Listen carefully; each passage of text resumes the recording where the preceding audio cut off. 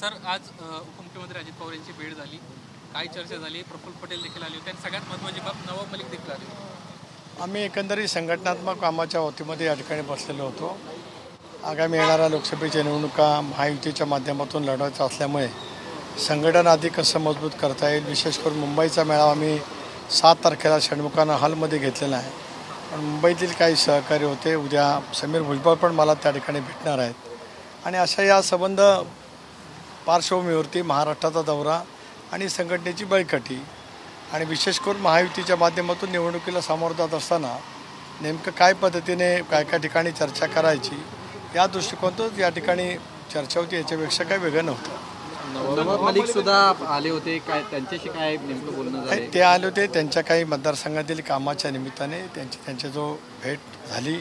मी त्यावेळेला मुंबई प्रदेशचे अन्य पदाधिकारी उपस्थित होतो, त्यांच्याजवळ त्या ठिकाणी चर्चा करत होतो। काही संवाद झाला नाही का? चर्चा झाली का? कारण की जागा वाटपासंदर्भामध्ये जानेवारीत अमित शहांसोबत बैठक होणार आहे। नाही, लोकसभा निवडणुकीच्या संदर्भामध्ये एकच चर्चा झाली की आगामी येणाऱ्या लोकसभा निवडणुका पूर्ण ताकदीने पूर्ण क्षमतेने आम्हाला त्या ठिकाणी लढवायच्या आहेत। ते लढवत असताना महायुतीच्या माध्यमातून निवडणुका आम्ही त्या ठिकाणी लढवणार आहोत। त्याच्यामुळे एक व्यापक पद्धतीची चर्चा त्या ठिकाणी झाली। पुन्हा एकदा वरिष्ठ सहकारी आम्ही सगळेजण त्या ठिकाणी बसू आणि मग जे काही आज राज्यामध्ये महायुतीचं सरकार आहे त्याच्यामुळे एकनाथराव शिंदे साहेब आहेत, देवेंद्रजी आहेत, यांच्याजवळ वेगवेगळ्या विषयावरती चर्चा होईल आणि मग शेवटी लोकसभेच्या निवडणुकीच्या संदर्भामध्ये आदरणीय अमित शहा केंद्रीय गृहमंत्री यांच्यासह त्या बाबतीमध्ये अंतिम निर्णय त्या ठिकाणी होईल।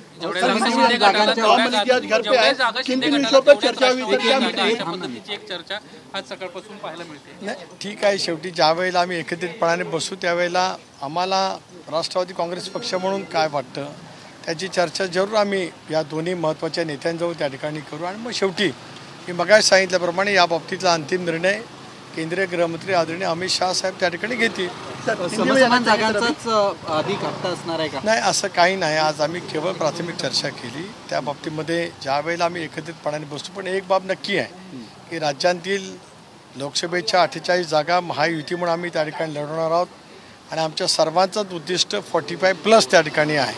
त्यामुळे एकत्रितपणाने सामुदायिकरित्या आत्तापासून वातावरणाची निर्मिती करत शक्य झालं तर जानेवारी महिन्यामध्ये तिन्ही प्रमुख नेत्यांच्या विभागवार महत्त्वाच्या सभा त्या ठिकाणी घेत तशापैकीच्या वातावरणाची सुरुवात करावी असं राष्ट्रवादी काँग्रेस पक्षाचा अध्यक्ष मलाही म्हणून वाटतं।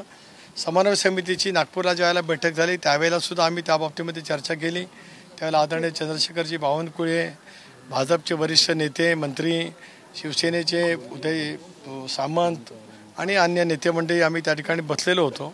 त्यामुळे त्या माध्यमातूनच एकंदरीत निवडणुकीची रणनीती आम्ही त्या ठिकाणी ठरवणार। नवाब मलिकांना विरोध केला होता,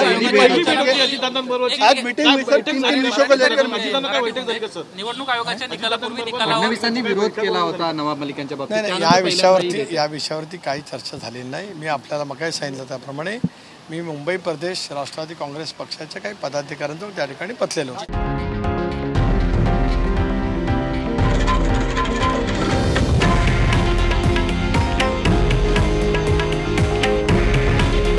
हे आहे देशातील नंबर 1 न्यूज नेटवर्क आणि आपण पाहत आहात TV9 मराठी।